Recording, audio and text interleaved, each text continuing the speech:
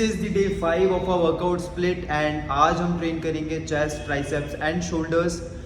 If you are new to this channel, मेरे पुराने videos भी आप देख सकते हैं because this is a 6 day series जिसका ये डे 5 है. और पहले के जो 4 वीडियोस हैं उसमें मैंने बाकी के वर्कआउट्स कवर किए हुए हैं. This series covers Monday to Saturday workout and आज फ्राइडे है, that is why it's push day. If you want to know everything about my current split, you need to watch each video. So with this, let's start the workout today. So the first exercise we are going to do today is incline chest press machine. Now this is an isolated machine, that means आपको इसमें total burn होता है आपके upper chest में. एक बात मैं specify करना शायद भूल गया, your upper chest gives the most value in your push workout. That means आप जब अपर चेस्ट को प्रायोरिटी देना शुरू करते हैं, you will feel the results exponentially. Generally लोग फ्लैट बेंच से अपने पुश वर्कआउट को या चेस्ट वर्कआउट को शुरू करते हैं. That is not wrong, but still आपके अपर चेस्ट के लिए एनर्जी काफ़ी कम हो जाती है जब आप बेंच प्रेस ख़त्म करते हैं, जब आप फ्लैट बेंच प्रेस ख़त्म करते हैं. So next time when you go out for workout of chest, आप इंक्लाइन से एक बार स्टार्ट करके देखिए. You will feel the difference on the same day. There is one more thing to keep in mind, that is the form of exercise. अब ये tip सिर्फ push workout के लिए नहीं है, it applies to all the workouts you do in the gym. So listen carefully. While I'm doing the exercise at the maximum point, I'm contracting the muscle for at least 1 second. इससे होता क्या है, आपके muscles को एक solid contraction मिलता है. Now as I am in a negative movement, मैं मैक्सिमम स्ट्रेच पहुंचने तक अराउंड 3 to 4 seconds टाइम देता हूँ अपने मसल्स को टू कंट्रोल द वेट. अब इससे इसका फ़ायदा क्या है? This is the same strategy you need to apply in all the exercises. इसका फ़ायदा ये है कि आपका मसल सही मायनों में नेगेटिव मूवमेंट में ट्रेन होता है. That means pushing the weight is not the training, but controlling the weight is the real training. Next time आप इस चीज़ को ध्यान से अपने हर वर्कआउट में इम्प्लीमेंट कीजिए. And keep this in mind कि आप अपने हर रैप में 3 to 4 सेकंड का कंट्रोल नहीं ला पाएंगे क्योंकि आपका मसल बर्न होता है. So it is good if you are feeling very burn out in your 8th, 9th और 10th rep, you can do the spontaneous reps just to attain the target reps. But आपको at least शुरुआत के 6 to 8 raps में वो control लाना पड़ेगा to make your set actually valuable. And if you can't handle the weight for even 3 to 4 reps, I'm sorry to say, but you are lifting on your ego.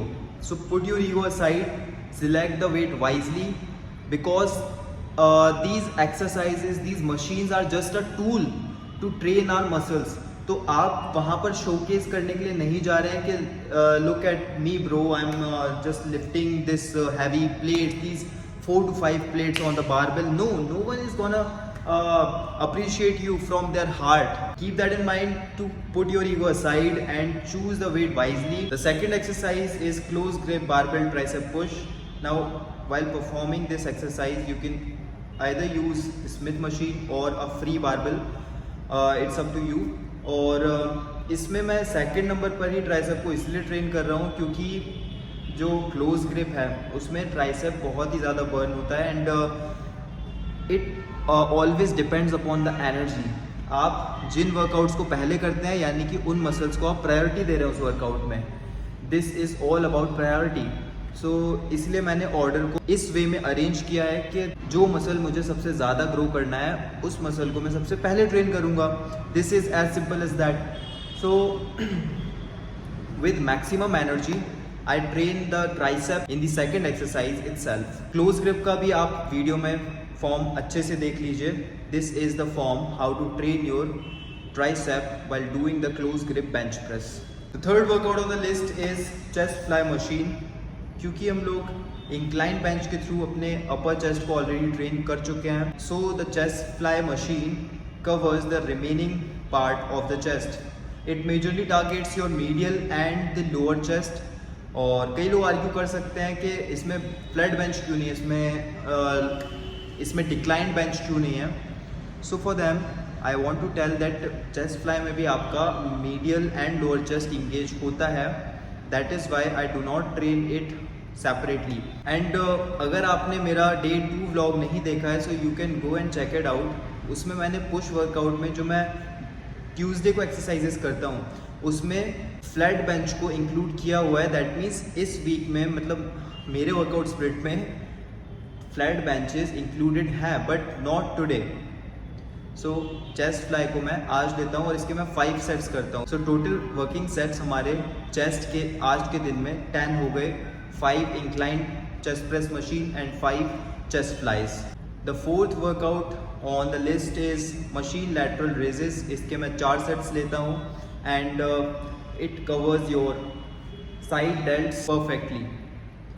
अब मैं अपनी पुरानी video में भी ये बता चुका हूँ कि मशीन लैटरल रेज को मैं अपने दोनों पुश वर्कआउट में इंक्लूड करता हूँ क्योंकि इससे बेटर कॉन्ट्रैक्शन मुझे कहीं नहीं मिलता है. But if you don't have this machine, उस वीडियो में मैं फॉर्म नहीं दिखा पाया था, इसलिए मैं दिखाता हूँ.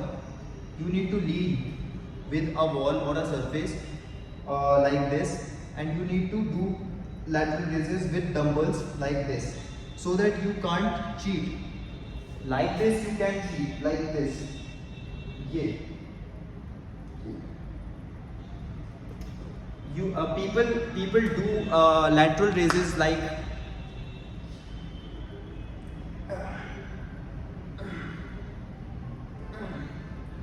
this. Is not training your side delts. This is just training your lower back. You see? So this is not the correct form. If you want to correct this form, you need to lean on a surface. So like this. When you lean, now hold the dumbbells and do it like this and slowly take it back down like this and slowly to the initial point.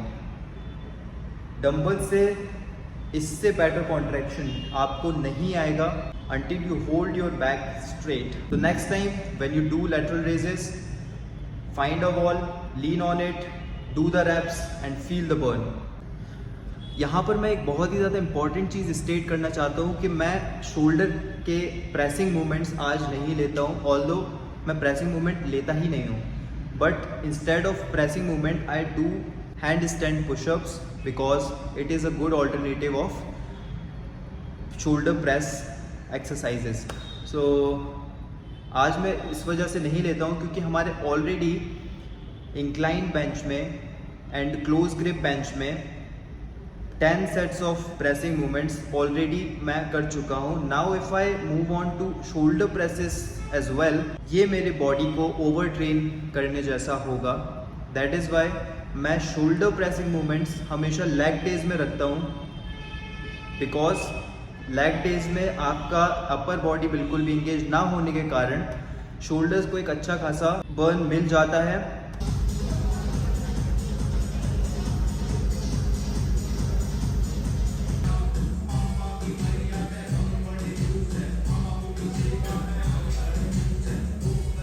The fifth and the last exercise is skull crusher. अब मैंने triceps के दोनों ही compound movements जो होते हैं, जो major exercises होती हैं ट्राइसेप की, वो आज ही के दिन रख दिए हैं. बिकॉज आज के दिन मैं ट्राइसेप को बहुत ही ज़्यादा प्रायोरिटी देता हूँ एंड आज के दिन उसकी सबसे इंटेंस ट्रेनिंग होती है. So I end up my workout with skull crushers. Skull crusher करते टाइम आप वीडियो में फॉर्म देख सकते हैं जैसा मैं फॉर्म कर रहा हूँ. This is the accurate form. मैंने भी कई गलतियाँ की है स्कल क्रशर को करते time, like putting my elbows perpendicular to the body instead of keeping it slightly at obtuse angle. So ये कुछ common mistakes मैं पहले कर चुका हूँ and after learning the correct form I've put it in this video. So इसमें जो मैंने आपको form दिखाया है वो एक exact accurate skull crusher का form है. So next time when you hit skull crusher, refer this video so as to save you from injuries.